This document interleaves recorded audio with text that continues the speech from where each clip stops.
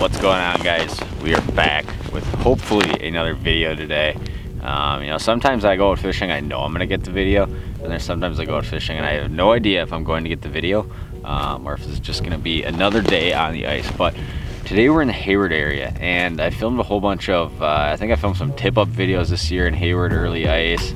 I filmed some bunch of walleye stuff in Minnesota already, like on the lax. But today we're going to talk about, we're kind of entering this midwinter period now, and we're going to talk about a lot of how these fish move around these lakes in northern Wisconsin. A lot of these deep, clear, a lot of 80, 70, 90 foot of water stuff that has a lot of pelagic bait, that's ciscos or whitefish.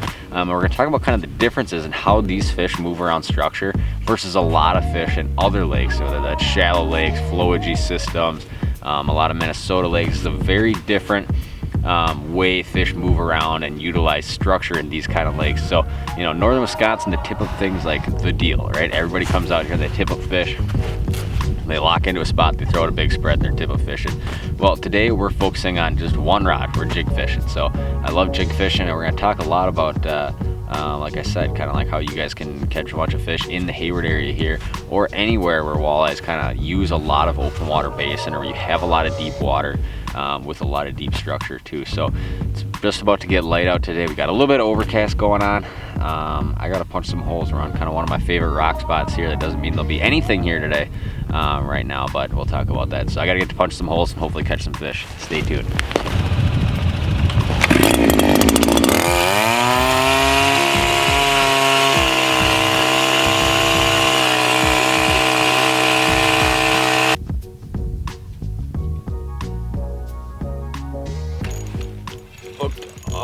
Right away.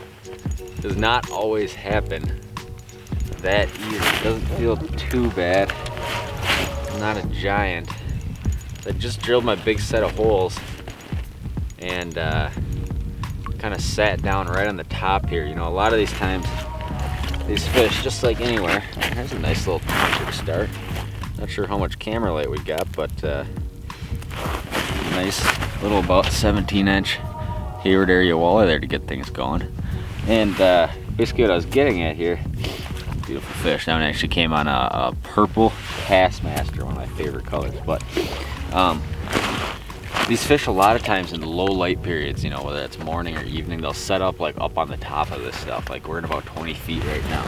And once the sun gets up high, I probably won't be in 20 feet again until the sun goes down. So it's a lot of kind of planning your day around that, you know, those sundown windows. Obviously the low light period on these clear lakes, this lake has about 15 feet of visibility. The low light periods on these clear lakes are generally always your best time. And a lot of guys don't even fish in the middle of the day because of that. They just think that either the fish don't bite or they're too hard to find. But by moving around like we do and kind of sliding out deeper, we catch plenty of fish in the middle of the day. So, you know, early in the morning, you know, we're fishing right up on top of a lot of this stuff. And, you know, as long as we're kind of talking about where fish are, we'll kind of do a little piece here, I guess, on, you know, kind of a few different kind of locations where fish will be in a lot of these real deep, cleared, northern style natural lakes. All right, so real quick, we're going to talk a little bit about location here. You know, there's always a couple of different things going on in most lakes, right?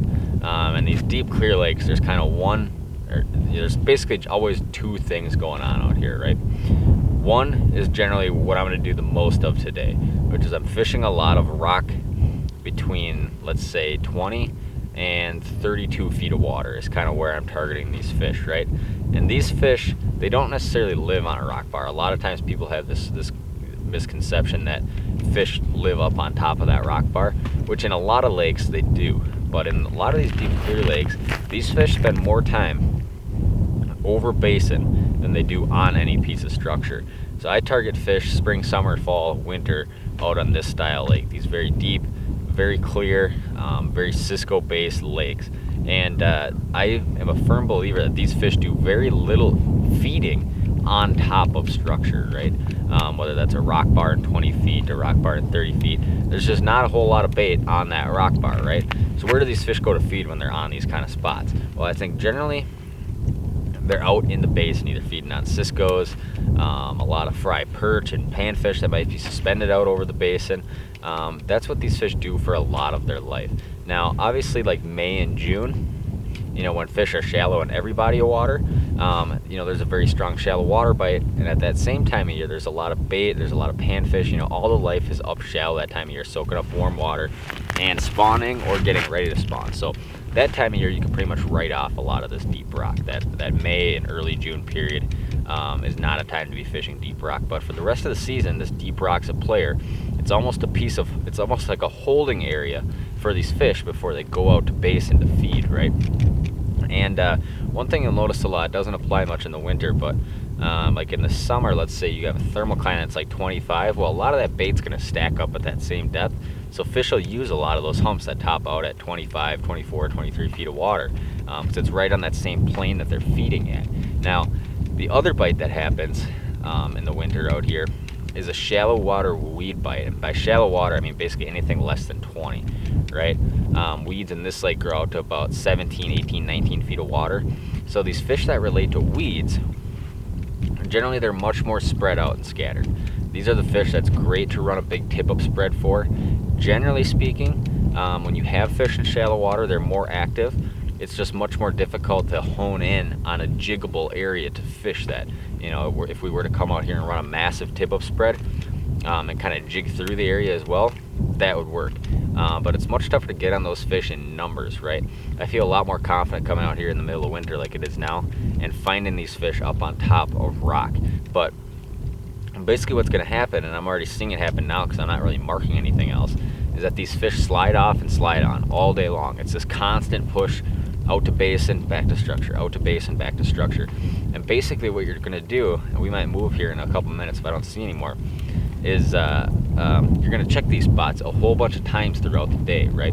So I'm on my first one right now, marked a couple right away, caught one.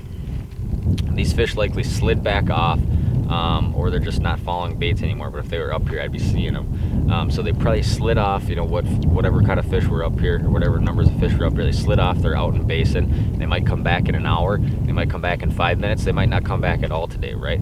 So we're probably gonna saddle up the four-wheeler here if I don't mark anything else, and keep moving and keep going rock bar to rock bar to rock bar to rock bar and checking these spots for fish. You know, if they're up there, I'm pretty confident I can get them to bite. But a lot of times they're just not up there. They might spend their whole day out in the basin, and that's kind of a lot of what dictates how good my days are out here, is how many fish are pulling into structure, right? So, you know, if we check 5 more spots and all of them have fish on them, you know, I'll probably catch them and this video will be done in 2 hours. But, you know, if we hit 5 spots and don't mark any walleyes, which could happen, you know, then we got to keep just doing the merry-go-round, checking spots, checking spots, checking spots, checking for where these fish slide back into these rock bars. So, you know, keep in mind, you know, if you're coming up to fish a lot of these deep clear lakes, or if you have lakes like this in your area, there's generally 2 bites going. One's a weed edge bite. Find a big piece of structure that has great weeds on it, throw out a big spread, keep moving down that weed edge looking for fish, or pick apart a million of these mid-lake humps and rocks. Just creeping up real slow. Got him.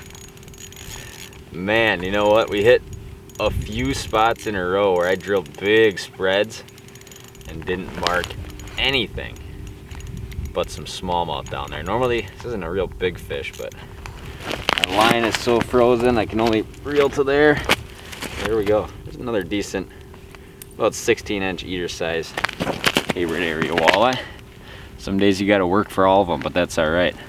You know, I've hit a few spots now where I just haven't seen much but a smallmouth, and kind of popped up on this spot. And most of the time you can tell when you're marking smallmouth because they just creep up so slow and they don't come far off the bottom. Most of the time walleyes in these clear lakes will buzz around. They'll at least chase you up a few feet even if they're not going to bite, and then shoot back down to the bottom and kind of do it a few times. So, you know, if you're marking a lot of those fish down there, they're just staying locked down, big marks a foot up. A lot of time that's big smallmouth if you're on a lot of this deep rock. But, you know, we're on a little spot now, which is a little 27-foot rock rise. The spot's about the size of the boat. I don't know if you'd ever be able to find this spot if you're just out here drilling holes, but we'll drop back down and see if there's a few more walleyes there. This is kind of the spoon I've been fishing today when it's sunny out. I love that kind of metallic purple gold nickelback. And we got to get another minnow head on there and get back after it. All right, back. I actually had to get off the water for most of the middle of the day today. We left at about 9, but basically what we were doing before that obviously was hopping around like we were talking about, covering a lot of water. And I was on a decent pot of fish for the morning with just out a lot of bites. But basically what these fish do in these clear water lakes, like we talked about when they go out and suspend, the most likely time they're going to be on top of structure is in the morning and the evening. So, you know, because we were out here in the morning, which is great, we found some of these spots that fish are coming into. So I'm about to go drill a bunch of holes kind of on one of these better rock flats here, and I only drilled probably like 10 holes on it this morning, but we're gonna drill a lot of holes now. I'm gonna punch this thing out like every 10 feet. We're gonna have a hole on top of here, so when these fish start coming in, I can hop around real quick and I don't have to be drilling holes right at prime time, which is kind of like 4:30 on. So yeah, you know, basically by moving around throughout the day, a lot of times it helps us because we set ourselves up great for the evening. Another nice thing it does is, you know, this time of day, you can either do one of two things for anything. You can run around and jig like a crazy person, which is what I like to do, or you can kind of camp on a big spot with a big tip of spread and kind of jig in there, right? You're just committed to that spot. The problem with that is these fish don't always come in to the same spots, right? You have a lot riding on a spot if you're camping on it, and those fish just don't show up, right? So, you know, there's been some fish on this throughout the day, which is always a good sign. Even in the middle of the day, if you got fish here, it's more likely that they're gonna get supercharged in the evening hours. There's gonna be more fish up there. So yeah, but you know, the other thing, because we've been fishing so many different spots today, it's real easy if all of a sudden I fish through all these holes and I'm nothing, you know, there's just nothing there. You know, we're not just gonna wait it out. I'm just gonna bounce right to another one. We saw a bunch of fish. So that's the main reason I like moving around as much as I do, because I get a good idea where there's fish, where there's not fish. And in prime time, when I really gotta be making the most of my day, I can go hop, hop, hop, hop to a whole bunch of different spots because I already got holes on most of those spots. So we gotta punch some holes here. We don't have a lot of time, and hopefully catch some walleyes. They're just staring at it this evening. It's just creeping up, creeping up. Just gonna go real small hops. We got them, and that feels like the right one for sure. And I've been hopping around for the last about hour here, just trying to find kind of like a wave of fish to fish at dark. I think we're kind of on the spot. This absolutely feels like the right size here. Get the glove up. Fishing about 26 feet right now. This hump tops out at 20, which is kind of right where they come into at night. That is right here. Just want to take our time. Oh, yes. Look at that. That is a dark Hayward, Wisconsin walleye. That is exactly what we're after right there. It's about a 20, I'd say it's about a 25-inch fish on the Castmaster. He's just got it wolfed down here. If I can get it out, there we go. Look at that. They are thick in these bodies of water. Built, extremely healthy fish. And we're gonna let that one go because it's kind of the start of the window, and we kind of hope that we're on the pot of the fish that we've basically been working all day to stay on. Let it go. Look at that thing. Look at that old Wisconsin walleye. Too awesome.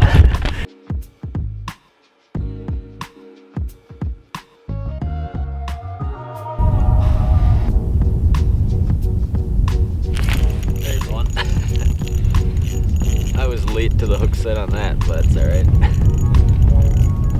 It's gonna be about an eater-sized walleye.